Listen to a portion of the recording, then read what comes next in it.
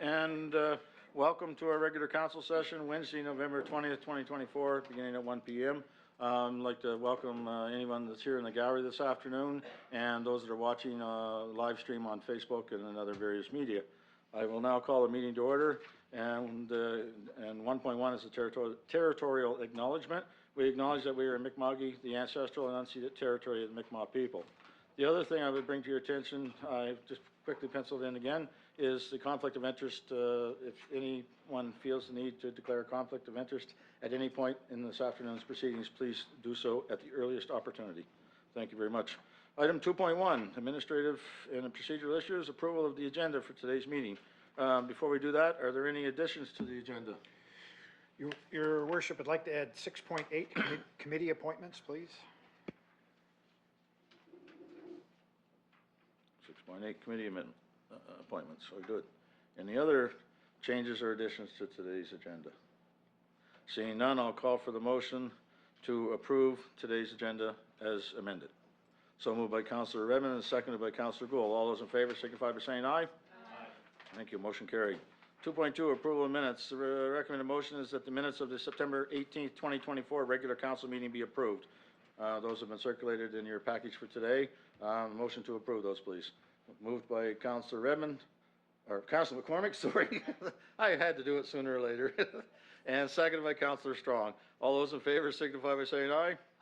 Contrary minded? Hearing none, motion is carried. Recommended motion is that the minutes of the October 2nd, 2024 special council meeting be approved. A motion to approve those, please. Councillor Otelling? Seconder for the motion? Councillor Redmond. All those in favor of the motion signify by saying aye. Aye. Contrary minded? Hearing none, motion is carried. Thank you very much. 2.3, business arising. CAO Harrod will now take over and present that to us. Thank you, Your Worship. Business arising is in Council's information package at pages 14, 15, 16, and 17. First of all, on page 14, business arising from the September meeting of Council. All items are complete with the exception of two, and one, first of those being the designation of lands in the Swan Creek Protected Wilderness Area. We're simply awaiting letter designation and finalizing it from the Department of the Environment. Once we have that in place, I will sign the letter and complete the process. And second is the execution of the development agreement with Shaw Rural Housing in Spring Hill, and that is ongoing. Stop there and ask any questions about those two items. Page 16, which is the ongoing action list. A couple of items have been crossed off the list: the Robertson Avenue purchase and the 53 Junction Road in Spring Hill purchase. A number of items in progress. First reading, scheduling first reading on an application by Merville Rushton for rezoning, and that one is in a holding pattern at this point in time. CJSMA dissolution can be marked complete. That is essentially complete. The sale of surplus properties in Spring Hill at 12 Clark Street is also in progress. There are some complications with title there. I think we'll probably proceed to a quit claim process, and we just haven't gotten there yet. Demolition order for 191 McGee Street in Spring Hill is in progress. I know that the order was issued. The owner has actually carried out the demolition, but the cleanup is not complete, and so we continue to monitor that. And the demolition for 219 King Street in Parsboro is complete. Any questions, Your Worship? Any questions? Thank you. There was also a meeting on October 2nd with a number of items being dealt with, and all of those items are marked as complete, and they're there for your information on page 17. Happy to answer any questions.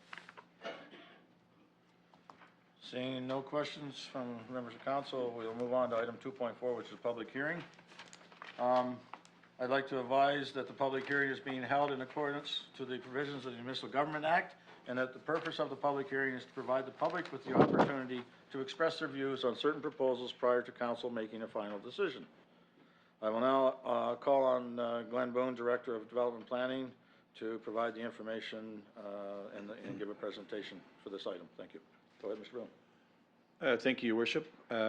Members of council, this will be the first planning application for some of the newer members, so Just for process, there's a number of steps in the planning process. We'll talk about that in a little bit more detail in the orientation session in December. But each planning application, whether a rezoning or development agreement, starts with the first reading. The first reading was actually completed on this project on September 18th, Council. So we're at the public hearing stage. So just as information, it goes from public hearing, will then go to a second reading, happens after that. And then with any planning applications, rezoning or development agreements, there's a 14-day appeal period, so municipalities are required to advertise when they make decisions. Council makes decisions on planning applications, and that is another step in the process under the Municipal Government Act. So just as information, spend maybe a little more time on that process in the future, but just want to give you a little bit of a flavor of how this works. So, the application that is on the public hearing today is an application received from Parker Overhead Doors in South Pugwash. Mr. Parker is actually here today to answer any questions, should there be any, but also here in support of his application. We've had lots of dialogue, good conversation with the applicant. This rezoning was required. It's in alignment with the land use bylaw. These lands are currently zoned agricultural, which don't permit the warehousing, which is an industrial type use. So council may recall, members council that are returned, may recall that we looked at an application for Mr. Mundell in this location in an area where there are some other industrial type uses, and this is one of those cases where the zones that were placed on the original development area was based on soil conditions only, and that's why we have agricultural zoning here. So we have looked at this neighborhood before. If you look to the left, you'll see the intersection. Just across from the intersection is where Mr. Mundell has his propane facility under construction. We did a similar rezoning there back in June and July. But across there where you see the intersection, that's where the truck repair shop is. So that's also zoned rural industrial. And we're not really all that far from Crossroads Cycle and Manufacturing Plant, which is also zoned rural industrial. Just trying to put this in perspective as far as the location goes. The site itself has a fair bit of buffer between any of the homes that are in the local area, but there's also some existing tree line buffers. So we look at some of those things when we look to do rezonings or applications. So the pit itself, as I mentioned, is agriculturally zoned. Current use is vacant. Mr. Parker wants to put a warehouse there for his overhead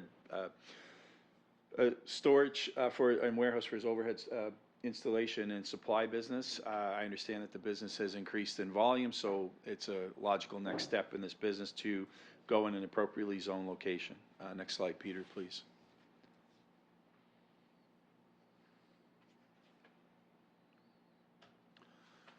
So these are just some pictures from the site visit. I've actually been to the site a couple times.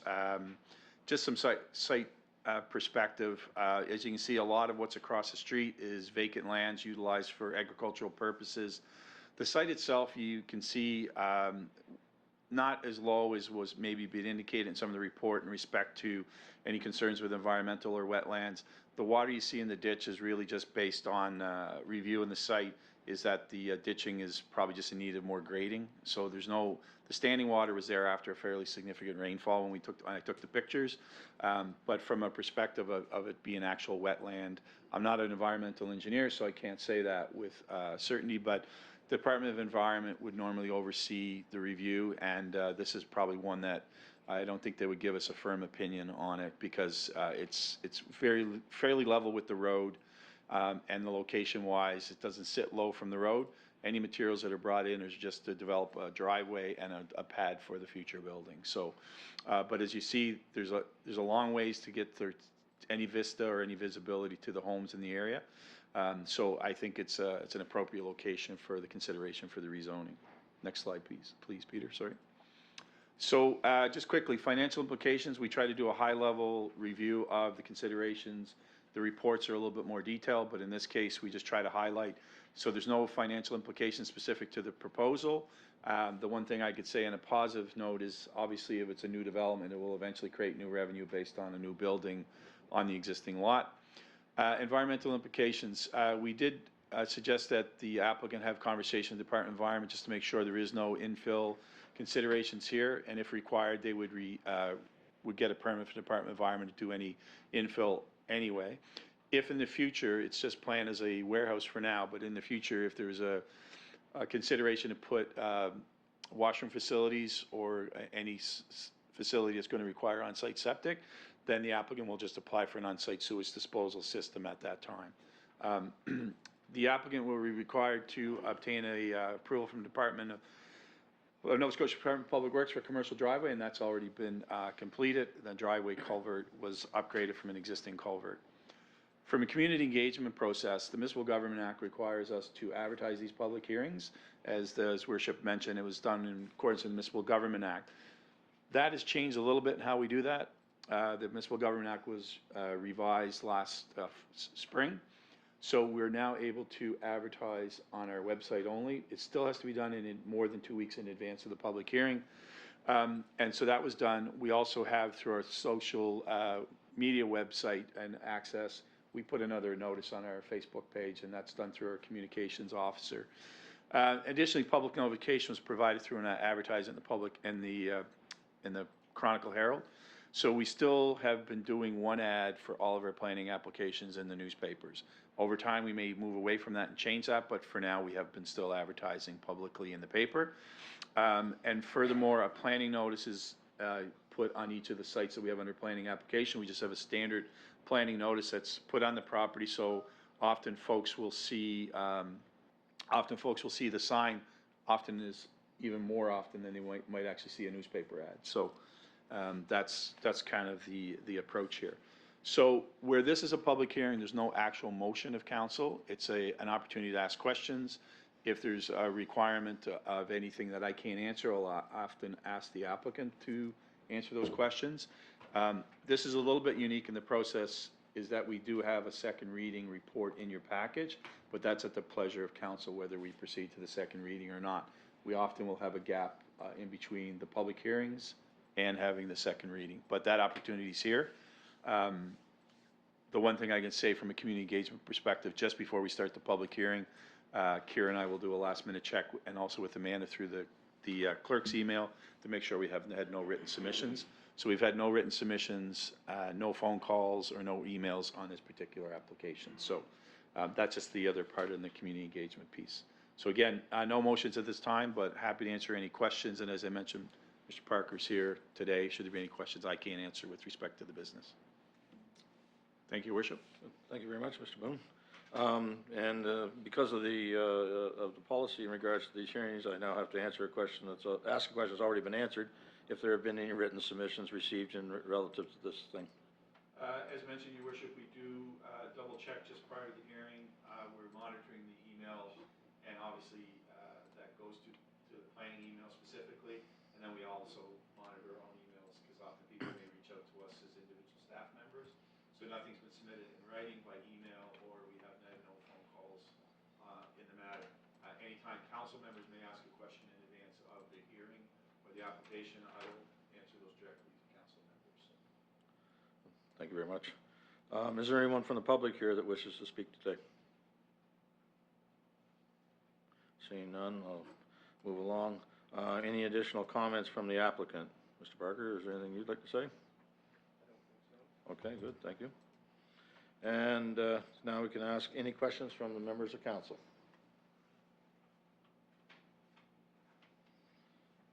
Seeing none, I will now declare the public hearing closed. Thank you very much. Strategic and priority issues, there are none for today. Major organizational items, there are no major items for today. Number 5, organizational policy and bylaw items. If council is so inclined, item 5.1 is second reading of the bylaw to amend the LUB 24-15 to rezone PID 25150665 11339 Highway 6 South Pugwash. The recommended motion is before you there.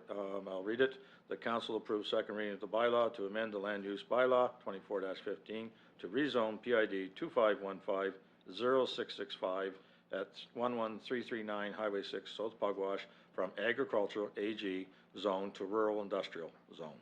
And a motion from excuse me, hang on one second. A motion from Counselor Hoteling, seconded for the motion, Counselor Redmond.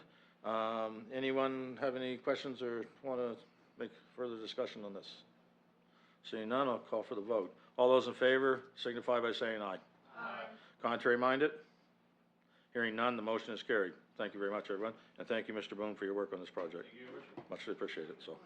Item 6.1 is on page 36, so I'll get to the good parts of that here in 1 second. Is the deputy mayor election, and Peter McCracken, wherever he's hiding at, is in charge of conducting the deputy mayor election, according to what I'm reading here.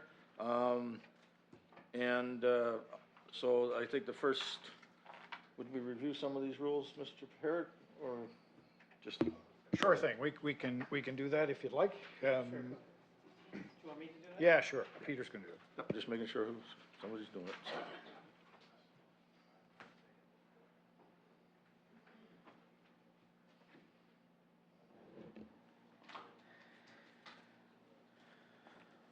Thank you, Your Worship.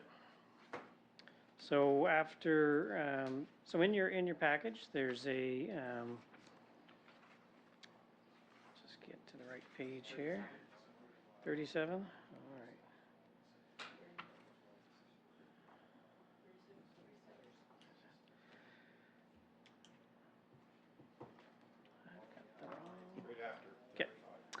Here, right after 35 and before 37. Here, I found it. It's actually 53 in mine.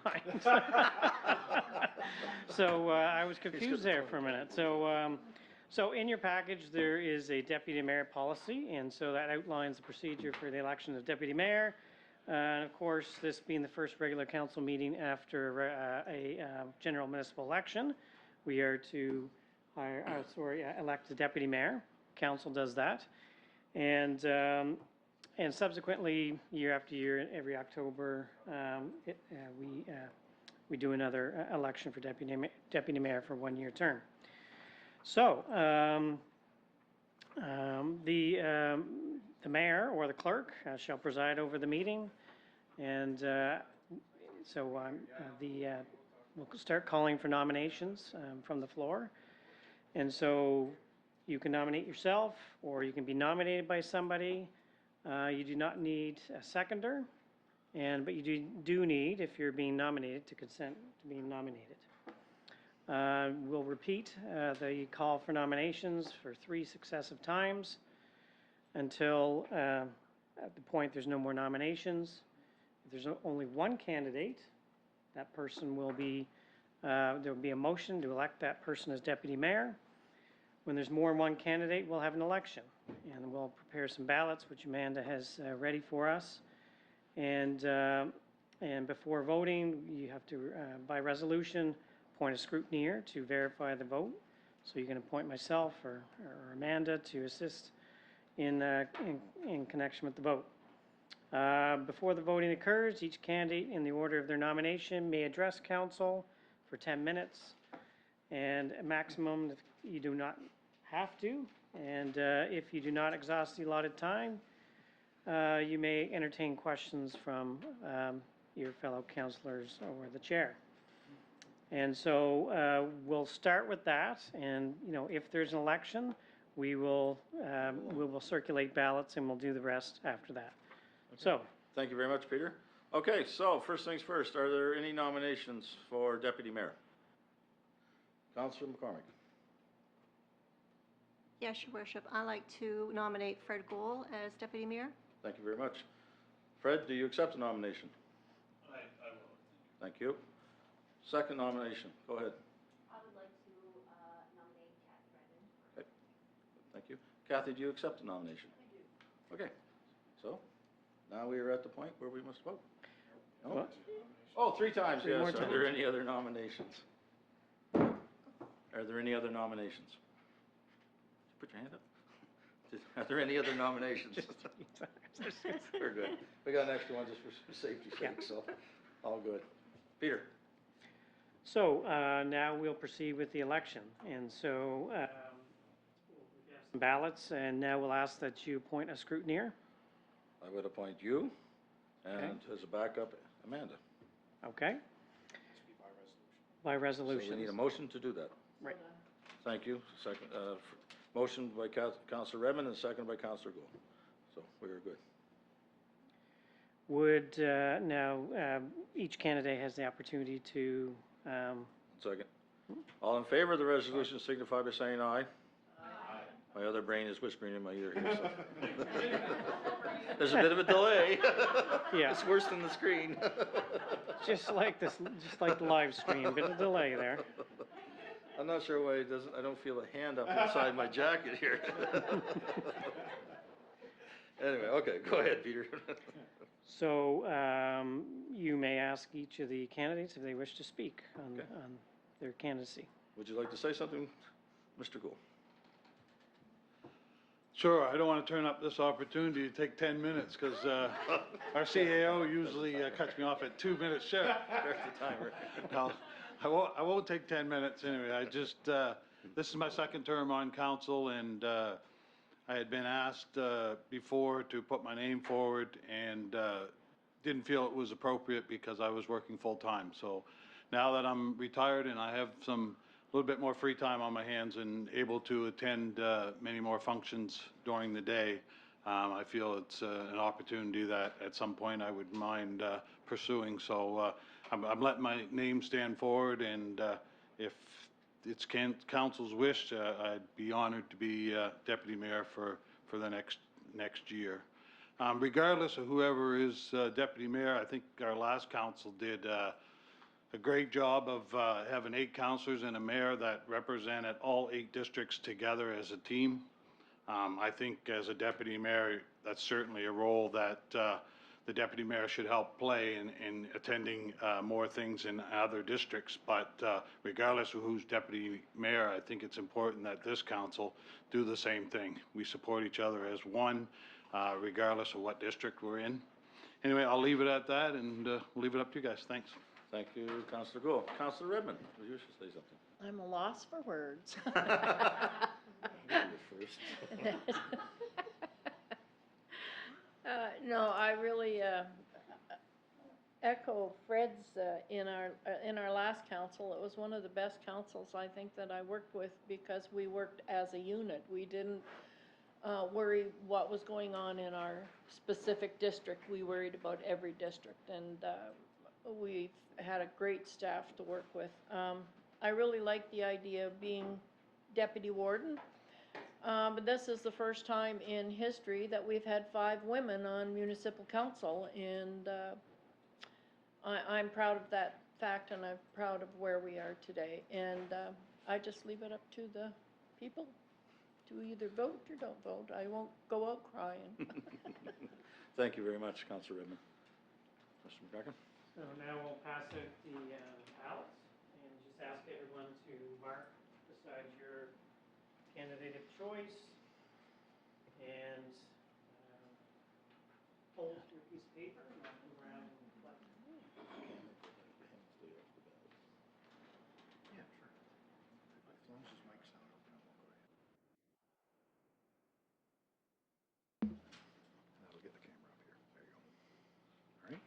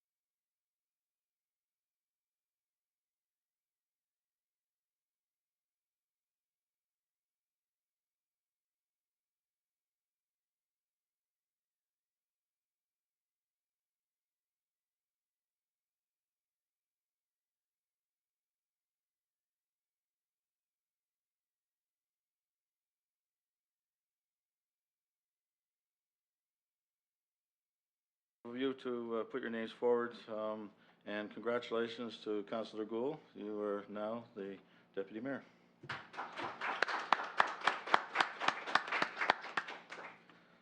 And may the force be with you. It's gonna have to be with who you gotta work with. That's right. Deputy mayor doesn't have to say the worship anymore, right? Doesn't that? You still do, sir. No, you missed, that was not in the writing, so. Okay, thank you very much. Item 6.2. Whoop, sorry. Council, you may pass a motion to authorize the clerk to destroy the ballots. Would you like to do Oh, that? okay, well, let's have a motion to destroy the ballots, please. So done. Moved by Councilor Evans, seconded by Councilor Hoteling. All in favor signify by saying aye. Aye, thank you very much. Motion carried. The ballots will now be destroyed. Are we done with this now? Okay, good. I'm getting tired of it. Code of conduct. Peter McCracken, Deputy CAO, presented a code of conduct, a motion to us at an earlier meeting today. I see no need to go back through it all. We all heard what he had to say. We all had a discussion about it this morning. So I will read the recommended motion, and if it's council's wish, we will move to the motion immediately. The motion is, whereas the Minister of Municipal Affairs and Housing for the province of Nova Scotia has made the Code of Conduct for Municipal Elected Officials Regulations, Nova Scotia, Regulation Number 220-2024, the regulations, and whereas municipalities are required to adopt the Model Code of Conduct prescribed by the regulations on or before December 19, 2024, pursuant to Section 4.1 of the regulations and Section 23A of the Municipal Government Act. Therefore, be it resolved that the Council of the Municipality of the County of Cumberland hereby adopt the Model Code of Conduct as set forth by the Minister, including Schedule A, Recommended Prescribed Code of Conduct, Schedule B, Recommended Sanctions Framework and Possible Sanctions to be Imposed, and Schedule C, Recommended Complaint and Investigator Process. Have a mover for that motion, please. Moved by Deputy Mayor Gould, seconded by Councillor Lee. Anybody want to say anything on this? Any questions, any comments? If not, we'll move along. All in favor of the motion signify by saying aye. Aye. Contrary minded? Hearing none, motion is carried. Thank you very much. I hope the next ones are shorter. 6.3, Accessibility Advisory Committee appointment. This was brought to our meeting this morning by Deputy CAO McCracken. The recommended motion is the council approves the recommendation to appoint Selena Kinnear to the Accessibility Advisory Committee. Can I have a motion to that effect, please? Moved by Councillor Evans, seconded by Councillor Strong. That's McCormick. Or, sorry, I did it again. My goodness. I'm going to switch you to seats. That's what I'm going to do. It'll be easier. Thank you. Or you got to put your sign back so I can read it. Thank you. There we go. It's easier for me when I see the sign. Yeah, wear it right there. That's good. Perfect. Thank you very much. Sorry about that, Angel. It's twice today. I'll try not to make it a third time. Yeah, I used to be called Gilbert and everything else. Well, there's... I do that. I'm guilty of that. Just exactly so. Okay, so all in favor of the motion signify by saying aye. Aye. Contrary minded? Hearing none, motion is carried. Thank you very much. And we're moving on to 6.4. Parsgrow Wellfield Generator RFP Award. Director Justin Walcrest, Public Works, presented this item this morning, and the recommended motion is that council approve to award RFP-MCC-2427 Parsgrow Wellfield Emergency Standby Generator to Seacrest Electric Limited. Can I have someone to make the motion, please? Move it. What? Moved by Councillor Hoteling, seconded by Councillor McCormick. Any questions or any comments on this? Hearing none, call for the motion. All those in favor signify by saying aye. Aye. Contrary minded? Hearing none, the motion is carried. Thank you very much, Mr. Walcrest. Growth and renewal for infrastructure development project selection. This was presented by Director Walcrest this morning also at the previous meeting. The recommended motion is that council approve the decision to submit an application for the Spring Hill Wastewater Treatment Plant Screening Equipment Upgrade as first priority and the Spring Hill Service Center Office Entrance Improvements as second priority to the province of Nova Scotia's Growth and Renewal for Infrastructure Development Program. Can I have a mover for that motion, please? Moved by Deputy Mayor Gould and seconded by Councillor Fromm. All those in favor signify by saying aye. Aye. Contrary minded? Motion carried. Thank you very much, Mr. Walcrest. 6.6, Fire Service Agreement with the Town of Amherst. Alan Cole, Director of Protective Services, presented this item earlier today. The recommended motion is that council approve the agreement in the form attached between the municipality of the County of Cumberland and the Town of Amherst for the provision of fire protection services as set forth in the agreement. Can I have a mover for that, please? Moved by Councilor Redmond and seconded by Councilor Strong. And anyone have any questions or comments on this? Oh, sorry. Well, we got it here. So, all in favor of the motion signify by saying aye. Aye. Contrary minded? Hearing none, the motion is carried. 6.7, conference attendance. Councilor Hotelling has requested to attend a conference of the FCM Sustainable Communities Conference being held in Fredericton, New Brunswick in February of 2025.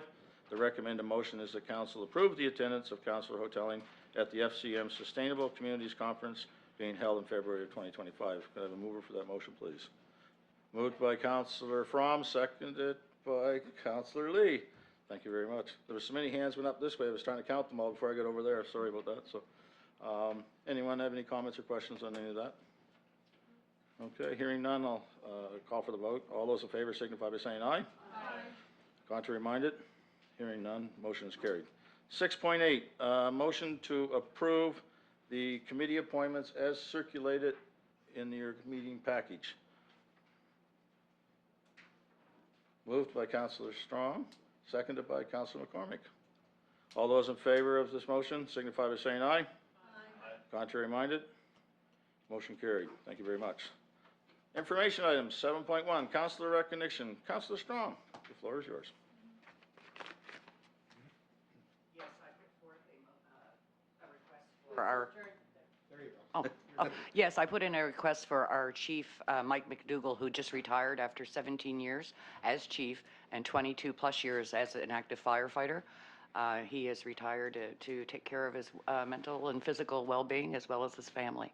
And we'd really like to say what a wonderful job that he's done and what a support for all of us and all of our little infrastructures in the communities around Advocate and all of our large district that we cover. So this is for Mike McDougall. Good. Thank you very much. And thank you to Mike for all of his service to our municipality. It is greatly appreciated. So that brings us to the end of the agenda for today. Oh, sorry, Councilor Deputy Mayor Gould. That's going to take a little getting used to. Go ahead. Thank you, Your Worship. I'd just like to, we've just finished our first official meeting as a new council, so it's a good opportunity, I think, just to welcome everybody, and I'm so glad that we finally got this first step over with and look forward to the next 4 years. And I thank you for your support as Deputy Mayor. Thank you. You're very welcome. Thank you. Yes, that does conclude our first full day as a group, officially, and it's been a good one. Other than a couple of my name faux pas, we've been good to go. And now call for a motion to adjourn the meeting, please. Councilor Fromm, we're now adjourned. I thought